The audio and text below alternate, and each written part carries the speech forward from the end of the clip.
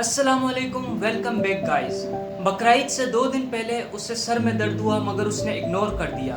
बकरीद के दूसरे दिन उसने कुर्बानी की और रात में उसे शदीद सर में दर्द हुआ, जिसकी वजह से घर वाले उसे करीबी हॉस्पिटल ले गए मगर वहाँ पर कोई डॉक्टर मौजूद ना था क्योंकि ईद का दूसरा दिन था। इसी वजह से बकरीद के तीसरे दिन वो हॉस्पिटल गए और वहाँ पर ड्रिप लगी और फिर अगले दिन ही 7 बजे उसे शदीद बुखार चढ़ा और फिर झटके पड़ने लगे और फिर सांस उखड़ने लगी और आहिस्ता आहिस्ता वो अपनी जान की बाजी हार गया। ये कहानी है लाहौर में रहने वाले एक 30 साला बॉडी बिल्डर शख्स की, जिसे निग्लेरिया फोलेरी नामी एक एमेबा ने इन्फेक्ट किया और वो इसी वजह से अपनी जान की बाजी हार गया।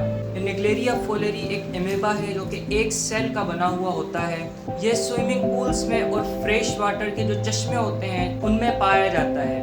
खतरा तब हो जाता है जब इंसान उस वाटर बॉडी में, उस स्विमिंग पूल में जब कूदता है तो अगर तो वो चश्मा या स्विमिंग पूल अगर जो भी कुछ है वो वेल क्लोरीनेटेड नहीं है और उसका टेम्परेचर हाई है तो ये निग्लेरिया फोलेरी वहाँ पर ग्रो कर रहा होता है। मगर ये जो कहानी मैंने अभी आपको बताई, जो कि 30 साला जवान जो कि लाहौर में रहता था और वो बॉडी बिल्डर था, उसने ना कोई स्विमिंग की ना कुछ किया मगर फिर भी उसको निग्लेरिया फोलेरी ने इन्फेक्ट किया और वो जान से हाथ धो बैठा।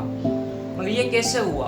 उनके घर वालों का कहना यह है कि हमने जिस जिम में वो जाता था और हमारे घर की टंकी और हर जगह जहाँ पर वो जाता था उसने जुम्मे को वज़ू भी किया तो उस वज़ू के पानी में तो कहीं वो एमेबा नहीं आ गया।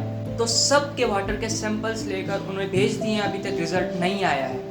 ऐसे ही कैसे केरला में जो कि इंडिया की स्टेट है उसमें हुआ और कमोवेश यही अलामात के साथ बंदा एक्सपायर कर गया।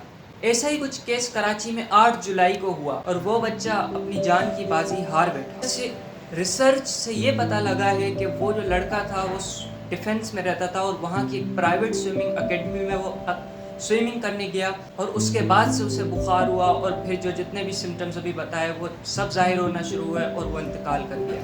गाइस, आपको ये बात जानकर बहुत हैरानगी होगी कि इस एमेबा को ब्रेन ईटिंग एमेबा कहा जाता है, यानी दिमाग खाने वाला कीड़ा।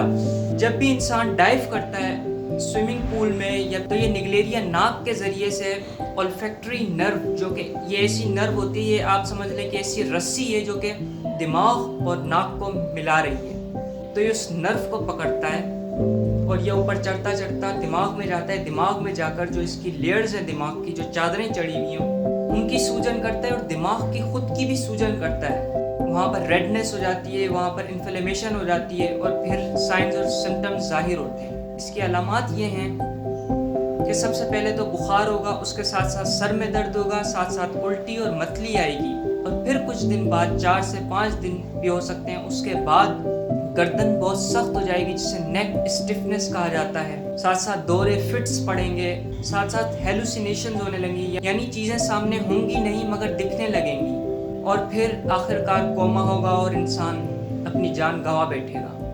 1962 से 2022 तक जितने भी केसेस रिपोर्टेड हुए तकरीबन 157 केसेस रिपोर्ट हुए, जिसमें से 4 लोग ही सिर्फ सेहतियाब हो सके, यानी 97% लोग जो इस एमेबा से इफ़ेक्ट हुए वो लोग जान की बाजी हार बैठे।